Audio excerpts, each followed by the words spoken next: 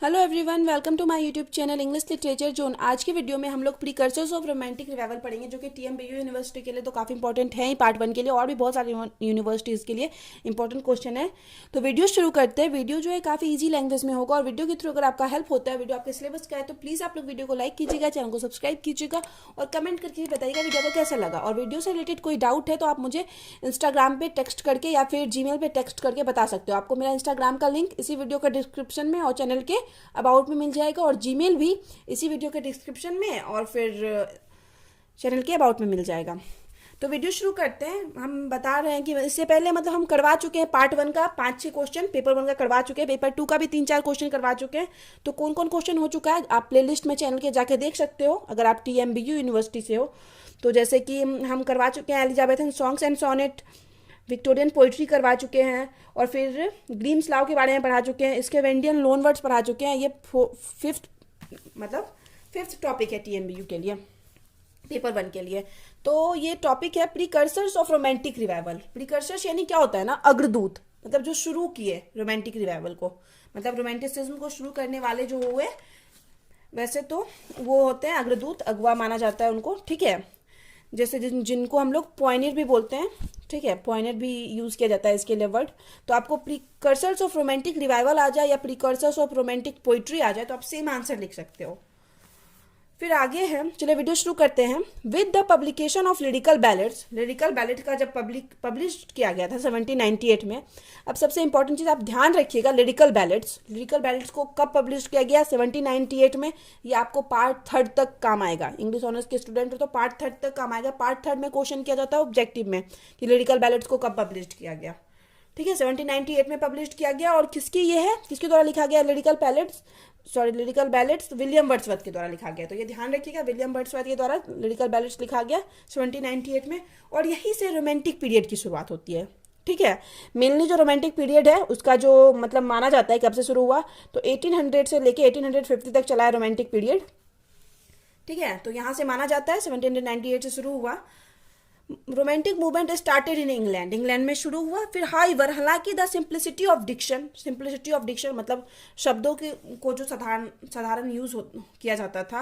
Love of nature के लिए प्यार, अटैचमेंट टू ह्यूमन इमोशन से अटैचमेंट, ट्रेट्स ऑफ सुपर मतलब विशेषता दिखाया जाता था जो सुपर नेचुरलिज्म है, ठीक है, उनका। फिर आगे है, which are the basic feature of S T Coleridge and Wordsworth poetry, जो कि बेसिक फीचर था, विशेषता था एस टी कॉलरीज और वर्ड्सवर्थ की पोइट्री का, जो कि रोमांटिक पोइट है, ठीक है। दोनों रोमांटिक पीरियड के पोइट है, वर्ड्सवर्थ और Coleridge. All this features and emotions has been seen, ये सारा फीचर्स और मतलब इमोशंस देखा गया है इन द पोइट्री ऑफ, किसकी पोइट्री में, James Thomas, William Collins, Thomas Gray, William copper, Robert Burns and William black की पोइट्री में, ठीक है। ये सब पोइट्री मतलब पहले आए थे इन लोग से, ये सब जो सारा फीचर्स है ये सारा इन लोग की पोइट्री में भी देखा गया है। फिर आगे, they all are known as, ये सारे जाने जाते हैं प्रीकर्सर्स ऑफ रोमांटिक रिवाइवल के प्रीकर्सर यानी अग्रदूत के रूप में। They started writing romantic poems, मतलब ये रोमांटिक पोएम्स लिखना शुरू किए 50 ईयर्स पहले द रोमांटिक पीरियड स्टार्टेड, मतलब रोमांटिक पीरियड स्टार्ट होने के 50 साल पहले से, नॉर्मली 50-60-70 साल पहले पहला वर्क पब्लिश्ड हुआ था। तो जब रोमांटिक पीरियड शुरू हुआ उसके 50 साल लगभग माना गया है, यहाँ अप्रॉक्सीमेटली 50 साल पहले ये लोग लिखते थे रोमांटिक पोएम्स, लेकिन मेनली फोकस यहाँ पे हुआ रोमांटिक पीरियड पे। फिर तो देखते हैं कौन थे प्रीकर्सर्स, अग्रदूत लाने वाले रोमांटिक पीरियड को। James Thomson belong to among the pioneer of romanticism, pioneer मतलब सबसे इंपॉर्टेंट, सबसे पहले पोएम यही लिखे थे जेम्स थॉमसन। जेम्स थॉमसन की जो पहली पोएम थी the season was the first noteworthy poem of romantic revival का पहला नोटवर्दी यानी प्रमुख ध्यान देने योग्य पोएम है द सीजन, जिसको कि 1730 में लिखा गया, पहली बार 1730 में ही रोमांटिक कोई पोएम लिखा गया। द सीजन डिस्क्राइब मतलब द सीजन में डिस्क्राइब किया गया है, व्याख्या किया गया है the site and sound of the changing year, site दृश्य को और साउंड को, चेंजिंग ईयर मतलब जो साल के बदलते हुए दृश्य को और साउंड को किया गया है, describe. And the poet on feeling, और पोएट की खुद अपनी फीलिंग को in the presence of nature, nature की उपस्थिति में। मेनली रोमांटिक पीरियड यही था कि उसमें नेचर को दिखाया जाता था, जो कि हम बताएंगे, ह्यूमन इमोशन को दिखाया जाता था, लव को दिखाया जाता था। James Thomson's the castle of indolence, ठीक है, जेम्स थॉम्सन की अगली जो पोएम है the castle of indolence and the seasons are very special, ये दोनों काफ़ी स्पेशल हैं। For they can be deemed as the, और इसी वजह से ये जाने जाते हैं, माने जाते हैं हार्बिंगर ऑफ रोमांटिसिज्म, रोमांटिसिज्म के हार्बिंगर के रूप में, ठीक है। इसको अंडरलाइन आप लोग भी कीजिएगा, काफ़ी इंपॉर्टेंट है। आप लोग को क्या क्या अंडरलाइन करना है, पहले तो आप ये मतलब जो भी क्वेश्चन लिखिएगा वो सबसे पहले यहाँ पे हेडिंग डालिएगा, फिर यहाँ पे आप जेम्स थॉम्सन को अंडरलाइन करोगे, और उसके बाद फिर ये harbinger of romanticism William Collins को, जिसके बारे में लिख रहे हो उसको जरूर अंडरलाइन करना। Collins did not right much, Collins ढेर सारा पोइट्री नहीं लिखे, मतलब ढेर सारा नहीं लिखे, but all he wrote, but जो भी लिखे इज प्रीशियस, वो काफ़ी मूल्यवान है। हिज फर्स्ट वर्क, उनका जो फर्स्ट वर्क था oriental eclogues is romantic in feeling, feeling अनुभव से रोमांटिक था, but written in prevailing mechanical couplets, लेकिन इसको मैकेनिकल कपलेट्स में लिखा गया था, मतलब मैकेनिकल यानी आंतरिक होता है और बुद्धि रहित दोहा, कपलेट यानी दोहा के रूप में लिखा गया था। All his later work is romantic, लेकिन उसके बाद जो भी उनका वर्क आया वो रोमांटिक था, इन बोथ, दोनों में, थॉट में और एक्सप्रेशन में। Collin best known poems are, Collin का जो बेस्ट नोन पोएम है वो है ऑड्स, वो मेनली ऑड है, ऑड भी एक फॉर्म होता है कविता का।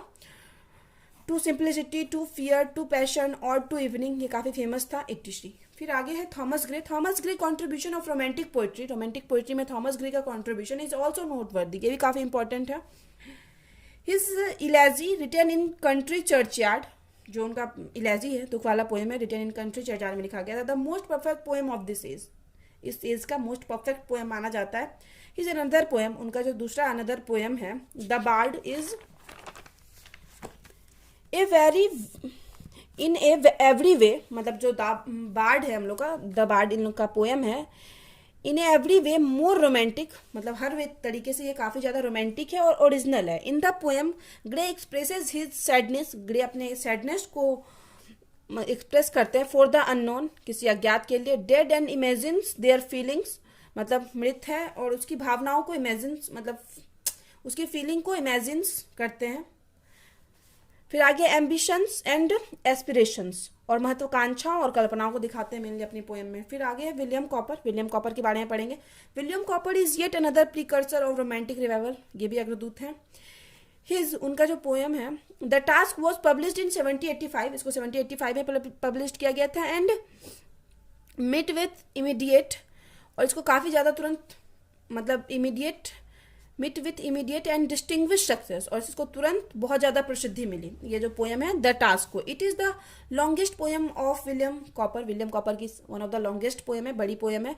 कॉन्टेंस द फेमस लाइन, जिसमें कि फेमस लाइन है एक, God made the country and man made the town.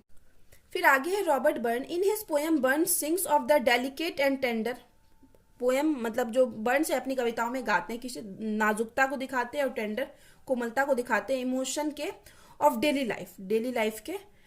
In his poems the quarter, Saturday nights, to a mouse, to a mountain daisy, the, ये जो 3 पोएम है the quarter of Saturday night, to a mouse, to a mountain daisy, the reader can find the finer colour of romanticism, तो reader जो भी होगा, पाठक, पढ़ने वाला जो होगा, उनको काफ़ी मतलब रोमांटिसिज्म का कलर मिलेगा इनकी पोइट्री में।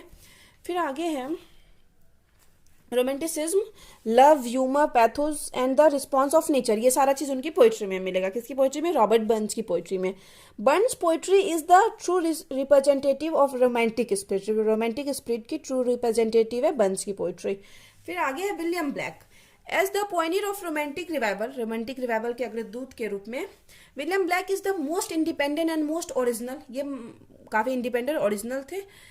ही occupies a special position not only in the formative period, formative यानी शुरू के पीरियड में सिर्फ इनको अपनी रचनाओं के लिए मतलब इंपॉर्टेंस नहीं मिला of romantic, but in the whole English poetry, बल्कि पूरी इंग्लिश पोइट्री में इनको काफ़ी ज़्यादा इंपॉर्टेंस मिला है। हिज पोइटिकल स्केजेस, उनका जो पोइटिकल स्केज है मतलब पोएम है, song of innocence and the song of experience describes his grief against evil words, इस एविल वर्ल्ड मतलब बुरे दुनिया के प्रति उनका जो ग्रीफ है, दुख को दिखाता है।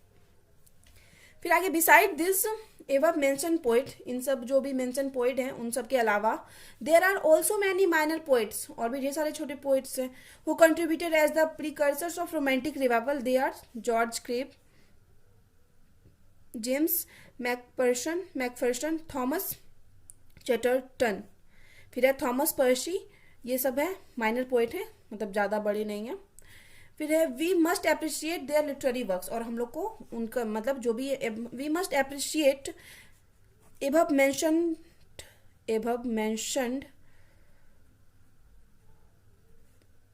पोइट्स लिटरेरी वर्क, मतलब ऊपर जो भी हम लोग पोइट को मेंशन किए हुए हैं उन सबके लिटरेरी वर्क को, साहित्यिक वर्क को हम लोग को जरूर अप्रिशिएट करना चाहिए. तो यहाँ पे वीडियो खत्म होता है. वीडियो अगर अच्छा लगा, आपके लिए हेल्पफुल है, तो वीडियो को लाइक कीजिए, चैनल को सब्सक्राइब कीजिए और कमेंट करिए, बताइए वीडियो आपको कैसा लगा. मिलते हैं नेक्स्ट वीडियो में नेक्स्ट टॉपिक के साथ.